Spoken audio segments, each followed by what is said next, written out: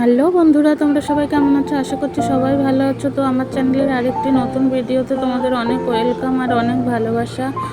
আর হ্যাঁ, সকল জামাইদেরকে জানাই শুভ জামাই ষষ্ঠী। তো আমার ভিডিওটা পোস্ট করতে অনেকটা লেট হয়ে গেল, যেহেতু বাবার বাড়িতে ছিলাম। ওখানে হচ্ছে ওয়াইফাইয়ের কানেকশান নেই, তারপরে হচ্ছে নেটওয়ার্কেরও প্রচুর সমস্যা, ওর জন্য আর ভিডিও পোস্ট করা হয়নি। তো ওই দেখো জামাই মা জামাইকে বরণ করলো, বরণ টরণ করে হচ্ছে ওই যা যা দেয় খেতে, ওই যে ওখানে চিড়ে খই দই মিষ্টি দিয়ে মেখে দিয়েছে। তারপরে 5 রকমের ফল, সুজি, লুচি, ঘুগনি, তারপরে হচ্ছে মিষ্টি দই। ওই দেখো ওইদিকে হচ্ছে আমার ছেলেকেও, ওকেও নাকি দিতে হবে। পুরো সাজিয়ে বলছে আমাকে ষষ্ঠী দেবে না, আমাকে কি ষষ্ঠী দেওয়া হবে না? তোর মামি বলছে যে তাহলে বউ নিয়ে, তোর বউ কোথায়? তো বলছে আমার বউ আছে, পরে আসবে, তা আগে আমাকে ষষ্ঠী দাও। তারপরে ওই দেখো ওকেও হচ্ছে ওর বাবার মতো সমস্ত কিছু ওকেও সাজিয়ে দিতে হয়েছে। ওই দেখো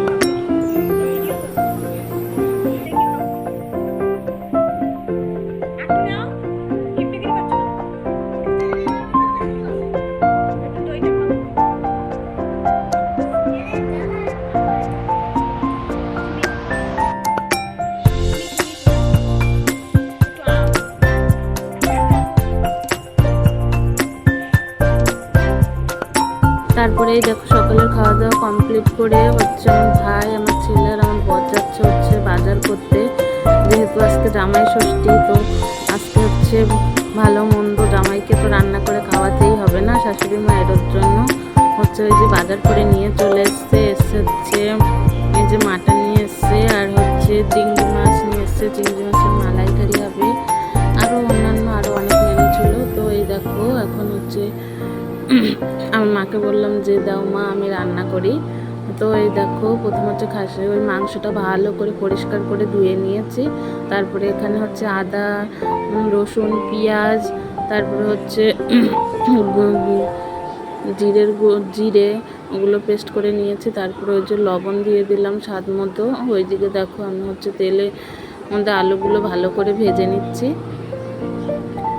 তারপরে এই যে দিয়ে দেবো হচ্ছে হলুদ, তারপরে কাশ্মীরি লঙ্কার গুঁড়ো, ওই দেখো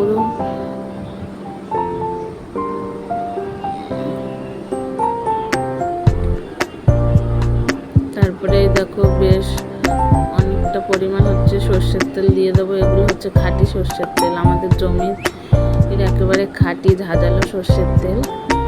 তো দেখো তারপরে হচ্ছে দইটাও পাশে হচ্ছে ফেটিয়ে রেখেছে। মা বললো যে একটু লঙ্কার গুঁড়ো দিয়ে, ওর জন্য আমি পরে আবার আরও একটু লঙ্কার গুঁড়ো দিয়ে নিলাম। তারপরে এটাকে ভালো করে ম্যারিনেট করে নিলাম। ভালো করে যত ভালো ম্যারিনেট করা হবে তত হচ্ছে টেস্টি হবে মাংসটা। তারপরে দেখো আলুগুলো ভালো করে নেড়ে চেড়ে হচ্ছে লাল লাল করে, বেশ লাল লাল করে আলুগুলো ভেজে নেব, ভেজে হচ্ছে তুলে নেব। এইদিকে দেখো এতটা রোদ গরম, আমি ঘেমে একেবারে দেখো এই দেখো আমি কিন্তু সবেই স্নান করেছি। স্নান করে এসে মাকে বললাম দাও মা, আমি আজকে মাটন রান্না করি। তো মা বললো কর, কিন্তু আমি এতটা পরিমাণে ঘেমে গেছিলাম। আর ওই দেখো তারপর মা বললো ওর তোর রান্না করতে হবে না, তুই ঘেমে কী হয়েছিস, কী অবস্থায় তোর। তো মায়ের মতো হচ্ছে মেয়েদেরকে কেউ বোঝে না, মাই হচ্ছে মেয়েদের কষ্ট বোঝে, আর হচ্ছে কেউ বোঝে না।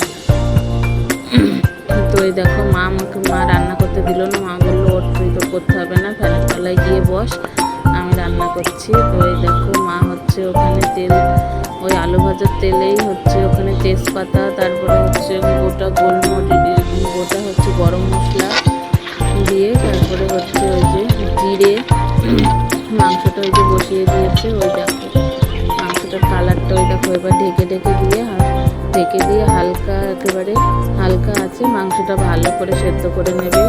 আমরা হচ্ছে প্রেশার কুকারে মাটন রান্না করে খাই, কিন্তু হচ্ছে কড়াইতে মাটন রান্না করলে ওর একটা আলাদাই টেস্ট আছে। তারপরে দেখো যেহেতু মা হচ্ছে ওখানে ধান রোদ্দুরে দিয়েছিল, ধান গাঁটছিল রোদ্দুরে, তিল রোদ্দুরে দেওয়া ছিল, তিল নাড়ছিল। তারপরে তাও মা বললো যে আমি রান্না করি, তো ওর করতে হবে না, ওর ঘেমে যাচ্ছিস।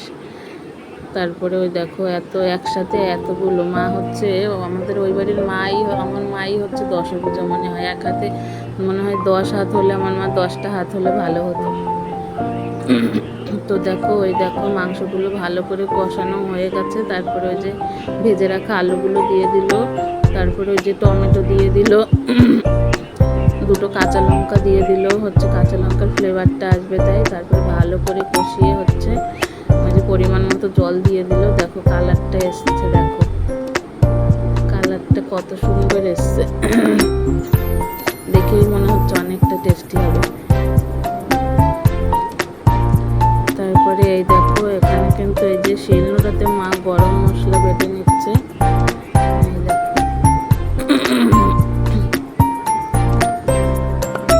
আর রান্নাগুলো করা হয়ে গেছে আগে। তো আমি মাংসটা আমি বললাম করুন, মা বললো মা করতে দিল না, আর শুধু মাংসটা আর হচ্ছে রাইস করা বাকি আছে। মাংস আর রাইস করা হলেই হচ্ছে আজকে রান্নাবান্না, দুপুরে রান্নাবান্না কমপ্লিট হয়ে যাবে। তারপরে ওই যে মা একটু হচ্ছে চেক করে নিল নুন ঝাল হয়েছে কিনা ঠিকঠাক। তারপরে দেখো যায় কালারটা কত সুন্দর এসছে, দেখেই জিভে জল চলে আসছে।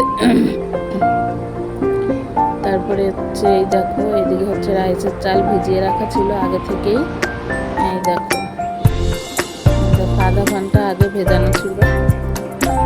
তারপরে হচ্ছে ওই ভিজিয়ে রাখা ওইগুলো ওই দেখো জলটা ফুটিয়ে নিয়েছে। ফুটিয়ে নেওয়ার পরে ওখানে হচ্ছে তেজপাতা, গোটা গরম মশলা, খানিকটা লবণ, একটু তেল দিয়ে তারপরে ওই যে চালগুলো দিয়ে দিচ্ছে। তেল আর লবণটা দিলে নাকি ভাতটা ঝুরঝুরে হয়, ভাতটা সাদা পরিষ্কার হয়। তারপরে দেখো এই দেখো ভাতটা নামিয়ে নিয়ে যে পাখার তলায় ঠান্ডা করতে দিয়েছি পেপার পেতে। দেখো খানিকটা ঠান্ডা করে নেব, তাহলে ভাতটা আরও ঝরঝরে হবে।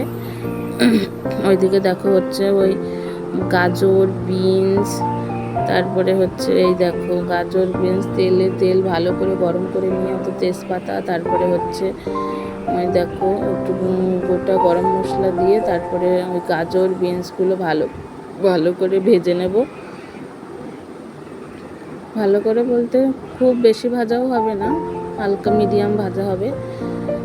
তারপরে ভেজে নিয়ে ওর মধ্যে হচ্ছে চালগুলো দিয়ে দেবে। চালগুলো দিয়ে একটু নেড়ে চেড়ে স্বাদ মতো নুন চিনি, তারপরে হচ্ছে কাজু বাদাম কিশমিশ দিয়ে একটু খানিকটা নেড়ে চেড়ে নিয়ে এই যে রেডি হয়ে গেছে রাইস। এই দেখো রাইস রেডি হয়ে গেছে।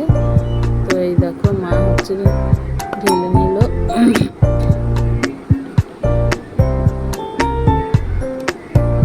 দেখো কতটা ঝরঝরে হয়েছে, একটাও লাগেনি, কারোর সাথে কারো লাগেনি। দেখো তারপরে এই দেখো আমি একটু মাংস নিয়ে হচ্ছে একটু খাচ্ছি। মায়ের হাতে রান্না মানেই হচ্ছে অমৃত। শুধু মাংস বলে যে না, আলু সেদ্ধ ভাতও মায়ের হাতের অমৃত। আমার মনে হয় সবাইরই তা মনে হয়। মায়ের হাতের রান্না মানেই হচ্ছে অমৃত, সব কিছুকেই হার মানাবে, হোটেলের রান্নাকেও হার মানাবে। আর আমার মা এমনিতেই ভালো রান্না করে। তারপর ওই দেখো ছেলে বলছিল খাবে, তো ঝাল বলে মা বললো যে ঝাল দিস না, পরে মাংস হচ্ছে একটু ধুয়ে দিতে হবে, ধুয়ে তাই আমি ওকে পরে খাইয়ে দেবো। তারপরে এই দেখো মাছ, আজকের ভিডিওটা এই পর্যন্তই। যে মাছ জামাই খেতে বসে পড়েছে।